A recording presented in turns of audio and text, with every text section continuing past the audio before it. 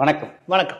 உதயநிதியோட புதிய பினாமின் அறியப்படுற ரத்தீஷ் அவரை பத்தி சில தகவல் இப்போ உங்ககிட்ட பகிரலான்னு இருக்கு. அதுக்கு முன்னாடி நாங்க சில தகவல் உங்களுக்கு பகிர்றோம். அப்படியே உங்களுக்கு மட்டும் கிடையாது, இதை பார்க்கக்கூடிய வீடியோ பார்க்கக்கூடிய எல்லா பேருக்கும் ரத்தீஷுடைய சில விவரம் சொல்றீங்க. அதாவது உதயநிதி அவருடைய புதிய பினாமின் அறியப்படக்கூடிய ரத்தீஷ். இந்த ரத்தீஷ் தப்பி துபாய் ஓடி இருக்காரு. இவருடைய பைனான்சியல் ஃப்ராட், அவர் எந்தெந்த நிறுவனங்களை இன்வெஸ்ட்மெண்ட் பண்ணிருக்காரு, அவர் எங்கெங்க சொத்து வாங்கியிருக்காரு, அவர் எவ்வளவு சொத்து சேர்த்திருக்காரு, இந்த விஷயங்களை நாங்க ஒன்னொன்னா வெளியிடுறோம். உங்களுக்கு பிரமிப்பா இருக்கும். உதயநிதியுடைய ஒரு புரோக்கர் வழங்கக்கூடிய ஒருத்தருக்கு இவ்வளவு சொத்தானு. அப்ப உதயநிதிக்கு இவர் வாழக்கூடிய வாழ்க்கையை மணி தெரிஞ்சுட்டு வச்சுக்கோங்க, உதயநிதி என்ன வாழ்க்கை வாழ்றான்னு புரிஞ்சுக்க முடியும். எனவே முதலாவது பைனான்சியல் ஃப்ராட் நாங்க பாக்குறோம். இன்னொரு பக்கம் அவங்களுடைய சினிமா வட்டத்துல என்ன மாதிரியான வேலைகள் நடக்குது, சினிமா வட்டத்துல என்ன மாதிரி ஃப்ராட் வேலை பார்த்துருக்காங்க, எப்படி கண்ட்ரோல் பண்றாங்கன்றத, இந்த மாஃபியா கும்பல் எப்படி கண்ட்ரோல் பண்றன்றத இவங்க குணா தரப்புல பாக்குறாங்க. இவர் இன்னும் சில அடிப்பொடிகள் இருக்காங்க. மிக முக்கியமா ஒரு தெரியும், பேர் வந்து விக்ரம் ஜூஜு. அந்த விக்ரம் ஜூஜுன்றவனை பிடிச்சோன்னு வச்சுக்கோங்க, யார் யார் மாட்டான்னு சொல்றேன். யார் யார் மாட்டுவானா, நயன்தரா புருஷன், அதுக்கப்புறம் இப்ப மாட்டாரா ஆகாஷ் பாஸ்கர், அவன், அதுக்கப்புறம் ரத்தீஷ். இந்த 3 பேருக்கும் மையமா இருந்து வேலை பார்த்தது, எல்லா வகையிலும் மையமா இருந்து வேலை பார்த்தது. அதாவது எல்லா நடிகருக்கும் போன் பண்ணி வர வைக்கிறது, அதுக்கப்புறம் எங்கெங்க மீட்டிங் நடத்துறது, இவனுக்கு தனியா பராசக்தி படம் இருக்காங்க, அதுல ஆரம்பிச்சு எல்லா படங்கள்லையும் இவனுக்கு தனியா ஒரு கேரவனை போட்டு சொகுசா உட்காந்துருக்காங்க. இவன் வேலையும் என்னன்னா எல்லா பேரையும் லிங்க் பண்ணி விடுறதா வேலை. யாரு? விக்ரம் ஜூஜு. இவனு தப்பி துபாய் ஓடி இருக்கான். அமலாக்கத்துறைக்கு கூடுதல் தகவல். இப்ப நான் ஒரு வீடியோ ஒன்று காட்டுறேன், மக்கள் பாத்துருங்க. அது வேற ஒன்றும் கிடையாது. இந்த ரத்தீஷ் இருக்கால, அவன் டிவிஎஸ் அவனியூன்னு சென்னையில இருக்கக்கூடிய ஈஞ்சம்பாக்கம் பகுதியில் அக்கறை ஒரு பகுதி இருக்குது.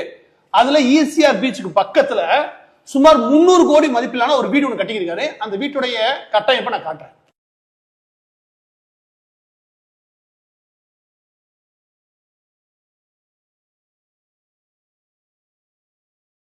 வீடியோ இப்ப பார்த்தேன், நானும் பார்த்தேன்.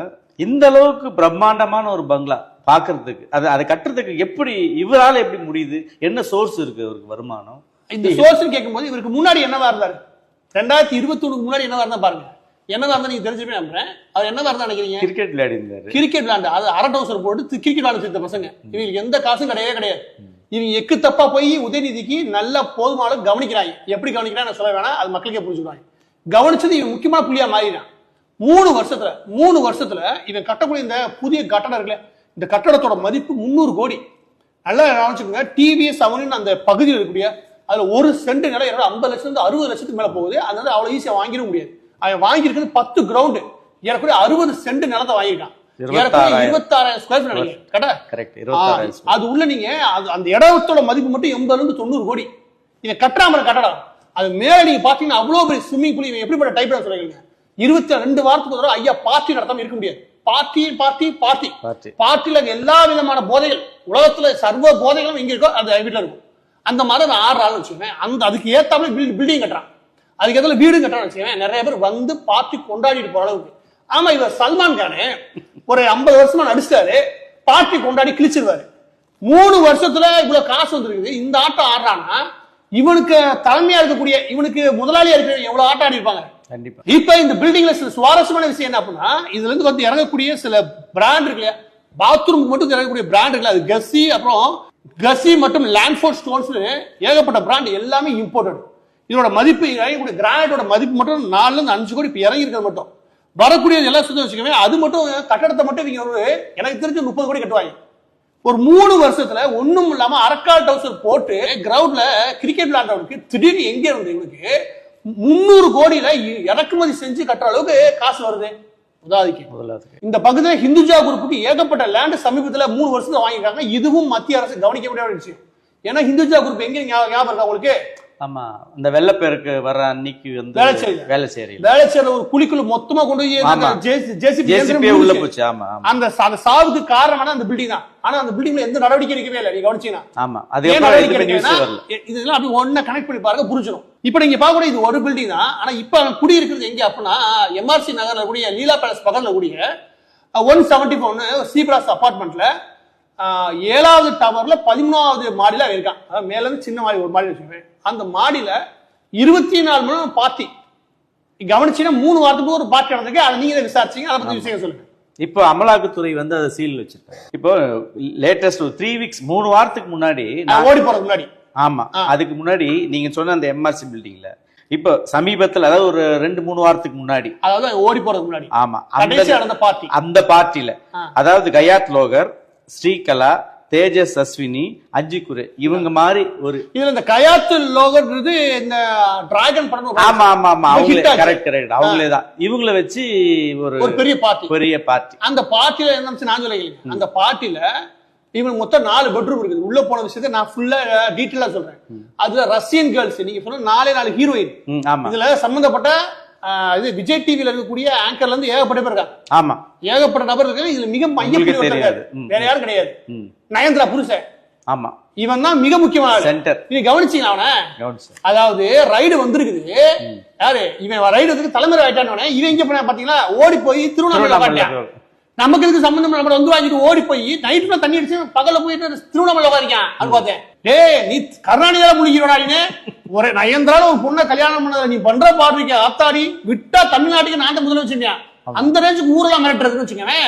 இவன் ஓடி போய் திருவண்ணாமலை உட்காண்டான், எல்லா பேரும் காணும், எல்லா பேரும் ஓடி ஒளிஞ்சிட்டான்னு வச்சுக்கவே. இப்ப ஒவ்வொரு பார்ட்டிக்கும் இவங்க யார கூப்பிடுறாங்கன்னா அப்ப பிரபலமா இருக்கக்கூடிய கருதப்படக்கூடிய ஹீரோயின் அவங்க கூப்பிடணும். இதுக்கு சப்ளை பண்றதுக்கு, ட்ரக்ஸ் சப்ளை பண்றதுக்கு வெளிநாடுகள் இருந்து பொண்ணு வராங்க. அப்ப மட்டும் வந்துட்டு 2 நாளா கிளம்பி போயிருங்க. இவங்களுக்கு சப்ளை தேவையான கவனிக்கிறதுக்கு மட்டுமே. இவங்க இவ்வளவு ஆட்டம் ஆடுறாங்களே, இவங்க இவ்வளவு ஆட்டம் ஆடுறாங்கன்னா இவங்க முதலாளி என்னவா இருப்பாரு?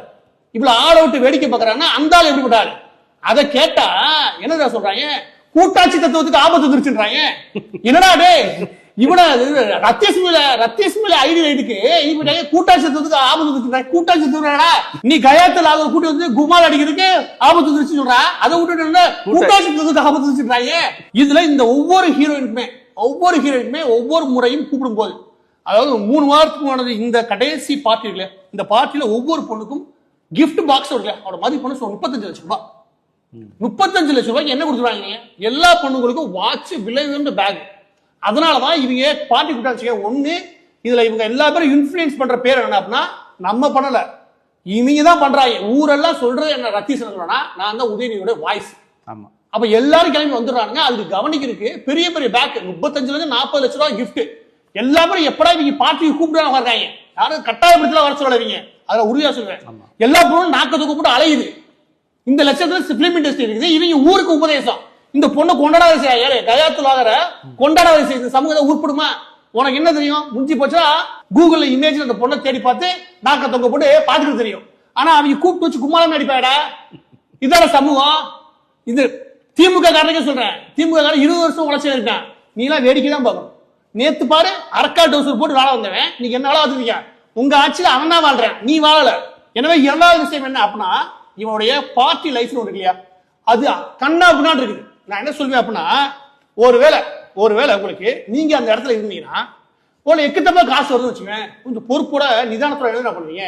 வருது, ஓகே, தவறாக வருது, அது சரி செய்ய முடியும்னா முடியும். என்ன செய்ய முடியும்னா, ஒருவேளை நீங்க ஒரு பைனான்சியல் நெட்வொர்க் உருவாக்கி, அதுல நீங்க கிராமப்புறங்களையோ, ஒரு டிஸ்ட்ரிக்ட்ல சிவகங்கை மாவட்டத்திலயோ இல்ல கமுதிலையோ முன்னேறாத பகுதியில் இருக்கக்கூடிய பகுதிகளில் அங்க இளைஞர்கள் ஒரு 100 பேத்துக்கு ஃபண்டா பண்ணுங்கடா, டொனேஷன் பண்ண சொல்ல, அவங்களுக்கு ஏதாவது லோன் கொடுத்தா உதவுங்களா, உங்களுக்கு நல்ல வாழ்க்கையும் கிடைக்கும், மாநிலம் முன்னேறும், காசும் சேஃப் தானே.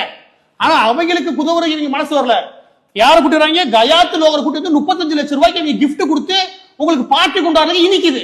இவங்க என்ன மாதிரி கவர்மெண்ட் நடத்திருக்காங்க? 5 லட்சம் கோடி கடந்த 4 வருஷத்துல தமிழகத்தின் பேர்ல கடனை வாங்கி இவங்க அடிச்ச கூத்தி தான். கேட்டா கூட்டாட்சி தத்துவத்துக்கு ஆபத்துக்காங்க, குடிக்கிறதுக்கு ஆபத்து சொல்றா. இறுதியா எனக்கு ஒரு கேள்வி, சிறப்பு திட்ட செயலாக்கத்துறை அமைச்சர் அந்த பதவியா இருக்கட்டும், இல்ல துணை முதல்வராக, இது ரெண்டுமே வந்து ரத்தீஷ் தான் சொல்றாங்க. அது ரத்தீஷ் சொல்றான். ஏங்க ஏதாவது ஒரு நீங்க யோசிச்சு பாருங்க, ஏதோ ஒரு அரசு பதவியில் உயர் பதவியில் கூடிய டாஸ்மாக் எம்பியா இருக்கிறவங்க எல்லா விவரமும் தெரியும், எல்லா கோல்மால் வேலையும் தெரிஞ்சாலும் டாஸ்மாக் எம்பியாவே ஆக முடியும். அவன் வந்து உட்கார்ந்து தம்பி தம்பி தடவி பேசுறான். அப்ப அவனுக்கு தெரியுது இவன் யாரு. அதிகாரம் சும்மா நம்ப மாட்டான். அப்ப எல்லா அதிகாரம் இப்படிதான் பேசுறாங்க. எல்லா அதிகாரம் பம்புறானா யார்? ரத்தீஷ். அவன் சொல்ல தேவையில்ல, ஊரே சொல்லுவோம்.